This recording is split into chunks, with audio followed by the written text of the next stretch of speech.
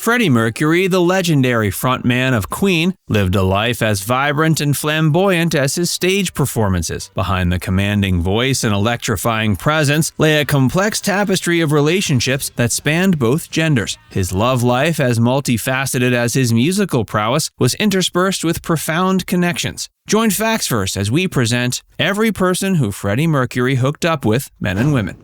Mary Austin. Mary Austin and Freddie Mercury's relationship is one for the annals of rock history. Meeting in the early 70s, the two embarked on a romantic journey lasting several years. When they eventually separated, their bond was unbreakable. Mary was not only the muse behind some of Queen's songs, but also remained Mercury's confidant and close friend until his passing. Even after their romantic relationship ended, they continued to share a profound emotional connection. Freddie often referred to Mary as his common-law wife and left her the majority of his wealth and his home upon his death.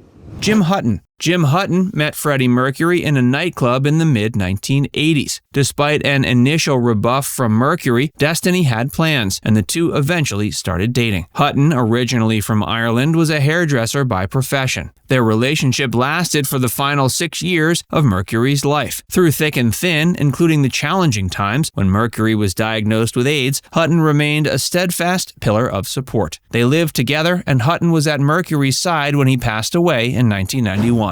Barbara Valentin. Barbara Valentin was an Austrian actress who came into Freddie's life during the 80s. Their association blossomed when Mercury spent time in Munich. Their relationship, while often described as a romantic fling by some media and biographical sources, was also portrayed as a profound friendship. They shared an apartment for a time, and Valentin appeared in the Queen video for It's a Hard Life. However, the exact nature of their bond remains wrapped in the enigma that often surrounds celebrity relationships. Kenny Everett. Kenny Everett, the famed British comedian, and Freddie Mercury shared a friendship both playful and deep. The two were notorious for their wild parties and shared sense of humor. Rumors about their relationship being more than platonic circulated in media circles, but both Mercury and Everett consistently denied any romantic involvement. Instead, they often emphasized the brotherly bond they shared. Their mutual respect and fondness were evident in their interactions, making them one of the most iconic friendships in the music and entertainment industry. David Minns. David Minns, an American record executive, was reportedly in a relationship with Freddie Mercury in the early 70s. Their association occurred around the time when Mercury was forging his path in the music industry and before Queen became a global sensation. Not much detailed information is available about their time together, and it's believed that they separated before Queen's meteoric rise. Nonetheless, Minns holds a place in the mosaic of relationships that shaped Mercury's personal journey. Joe Fanelli. Joe Fanelli was more than just a passing acquaintance in Freddie's life. A chef by profession, Fanelli was part of the tight-knit circle that surrounded Mercury, especially during his later years. They lived together at one point, with Fanelli taking care of household matters. Their relationship transcended traditional labels. While not much has been elaborated upon regarding the romantic nature, what's undeniable is the trust and camaraderie they shared. Fanelli became part of the protective cocoon around the singer, especially during the times when his health was in decline. Peter Straker. Peter Straker, a singer by profession, met Freddie in the early 70s, and the two quickly struck a chord. Their bond was forged in their mutual passion for music, resulting in a deep friendship lasting years. They were often spotted at various events, and their closeness led to much speculation. While many surmised a romantic angle to their relationship, others emphasized the profound friendship and artistic appreciation they shared. Tony Bastin. Tony Bastin entered the whirlwind that was Freddie's life in the late 70s. While not as well documented as some of Mercury's other relationships, their association caught the attention of those in Mercury's close circles and the media. As with many facets of Mercury's personal life, the nature and depth of his relationship with Bastin remained shrouded in mystery. While some sources indicate a romantic involvement, others suggest it may have been a fleeting yet meaningful connection in Mercury's tapestry of relationships.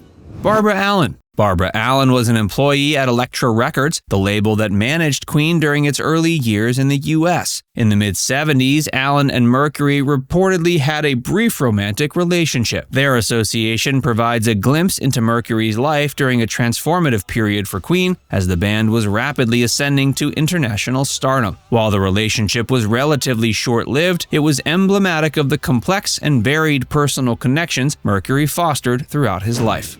Winnie Kirchberger. Winnie Kirchberger had a relationship with Freddie in the early years of Queen. Winnie owned and ran a bar in Kensington called the Bolton, which Freddie and other members of Queen frequented during the 70s. The establishment was close to Freddie's then residence and became a regular haunt for him and the band. Freddie and Winnie grew close, and while details of the nature and duration of the relationship aren't widely documented, they certainly had a personal connection. Some accounts suggest it was a romantic one, others imply a close friendship. Bill Reid. Bill Reid was a Scottish club owner and promoter, notably associated with the famous Tiffany's nightclubs. In the 70s, Bill and Freddie had a short-lived but intense relationship. Their connection, while private, became publicly known after an altercation between the two. In 1974, Reid sued Freddie Mercury, claiming the Queen frontman had attacked him. Mercury admitted to biting Reid but said it was part of a lover's spat. The incident brought their relationship into the limelight, even if for a brief moment. The lawsuit was eventually settled out of court. Freddie's lifestyle. Freddie Mercury's lifestyle, especially at the height of Queen's fame, was synonymous with the extravagance and hedonism that often characterized rock and roll's golden era. Freddie's prodigious talent and unparalleled stage presence was mirrored by an equally vibrant offstage life, which included grand parties, multiple relationships, and candid admissions about drug use. One of the most legendary tales from the rock world involves his 39th birthday bash in Munich in 1985. It was an opulent, no expenses spared affair, complete with little people serving trays of cocaine, a man wrestling a live bear, and countless other debauched activities. The party was a testament to Mercury's desire to live life to the fullest and provided an unforgettable experience for those lucky enough to be invited. Mercury was candid about his use of drugs, particularly during the 70s and 80s. Cocaine was a staple in the rock scene, and Freddie was no exception. While he never glorified drug use, he didn't shy away from discussing its presence in his life. There are anecdotes of him working through the night, fueled by various substances to perfect his music. His sexuality and relationships were subjects of considerable interest and speculation. While he never publicly labeled his sexuality, he obviously had relationships with both men and women. He embraced his desires, having multiple partners throughout his life, often simultaneously. Now it's time to hear from you. What's your favorite memory of Freddie Mercury? Let us know in the comments section below.